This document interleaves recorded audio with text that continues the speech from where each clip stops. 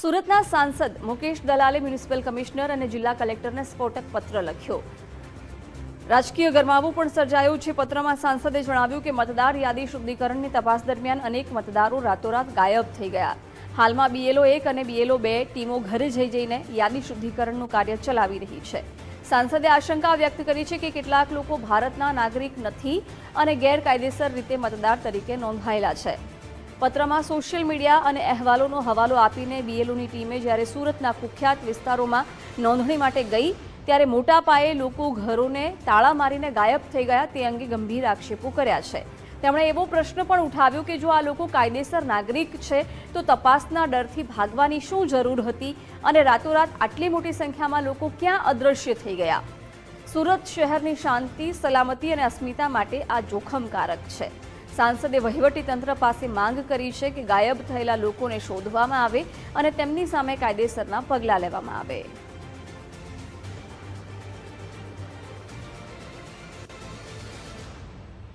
સુરતમાં એક સ્પોટ પર એવી જાણમાં આવ્યું છે કે 500 લોકો જ્યારે BLO 1 ફોર્મ આપવા ગયા ત્યારે ઘરને તાળા મારીને ચાલી ગયા છે। તો આ એક શંકા ઉપજાવે તેવું કૃત્ય છે। જો એ લોકો ભારત દેશના નાગરિક હતા તો પછી એ લોકોએ ઘર છોડીને જવાની કોઈ જરૂર નહોતી। મતદાર યાદીમાં નામ નોંધાવવું જોઈએ। આ એક ખૂબ ગંભીર મુદ્દો છે, ચિંતાજનક મુદ્દો છે। આથી મેં કલેક્ટરશ્રી અને કમિશનરનું ધ્યાન દોર્યું છે કે આ જે લોકો ઘર છોડીને ચાલી ગયા છે તે લોકોની તપાસ કરવામાં આવે અને એ લોકોને જો કોઈ ગુનાહિત કૃત્યમાં સંડોવાયેલા હોય તો એ લોકો સામે કાયદેસરની કાર્યવાહી કરવામાં આવે। આ તો સુરતમાં છે, બની શકે છે કે સમગ્ર રાજ્યમાં અને સમગ્ર દેશમાં પણ આ ઘટના બની હોય। મને 100% લાગે છે કે આ લોકો ઘૂસપેઠિયા હતા, બાંગ્લાદેશીઓ હતા, જે લોકો ગેરકાયદેસર રીતે સુરત શહેરમાં ભારત દેશમાં રહેતા હતા અને એટલે એ લોકો ઘર છોડીને ભાગી ગયા છે અને તેથી જ મેં એની આ તપાસ કરવાનું કહ્યું છે।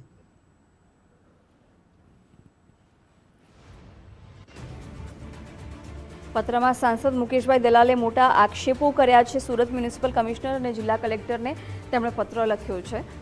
વિગતો સાથે સંવાદદાતા રાકેશ બ્રહ્મભટ્ટ જોડાઈ ગયા છે। રાકેશ, સુરતના સાંસદ મુકેશભાઈ દલાલે પત્ર લખ્યો છે મતદાર યાદી સુધારણાને લઈને, પત્રમાં સ્ફોટક વાત એમણે કરી છે। બિલકુલ તદ્દન સાચી વાત છે, કારણ કે જે પ્રમાણે SIRની કામગીરી શરૂ કરવામાં આવી હતી અને આ SIRની કામગીરી બાદ છે તે સુરતના જે ઉડ વિસ્તારમાં કેટલાક એવા સ્થળો છે કે જ્યાં થી મતદારો છે તે એકાએક ગાયબ થયા છે અને તેને લઈને સાંસદ મુકેશ દલાલ દ્વારા આશંકા વ્યક્ત કરવામાં આવી છે। તેઓએ એક સ્ફોટક પત્ર લખ્યો છે અને આ પત્રના કારણે રાજકીય છે તે ગરમાવો આવ્યો છે।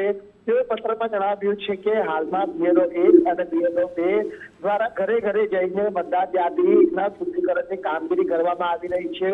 ભારતના નાગરિક નથી અને ગેરકાયદેસર રીતે મતદાર તરીકે નોંધાયેલા લોકો માટે આ શુદ્ધિકરણની કામગીરી હાથ ધરાઈ છે। ત્યારે પત્રમાં સોશિયલ મીડિયા અને મીડિયા અહેવાલોનો હવાલો આપી તેઓએ આ ગંભીર આરોપ લગાવતા એ પણ જણાવ્યું છે કે BLOની ટીમ સુરતના કેટલાક કુખ્યાત ગણાતા વિસ્તારોમાં નોંધણી માટે ગઈ હતી અને ત્યારે મોટી સંખ્યામાં લોકો ઘરોને તાળા મારી અને ગાયબ થઈ ગયા હતા।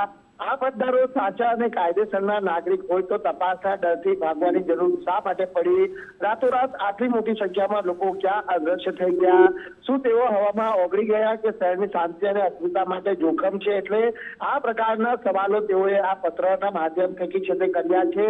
આ રીતે લોકોનું ગાયબ થવું એ સુરત શહેરની શાંતિ, સલામતી અને અસ્મિતા માટે જોખમકારક છે અને તેને લઈને વહીવટી તંત્ર પાસે તેઓએ માંગ કરી છે કે આ ગાયબ થયેલા લોકોને શોધી કાઢવા માટે તમામ શક્તિ લગાડવી જોઈએ। જોકે હવે જોવાનું એ રહે છે કે સાંસદના આ પત્રની અસર જે વહીવટી તંત્ર પર કઈ રીતે પડે છે। બિલકુલ રાકેશ, આભાર જાણકારી માટે।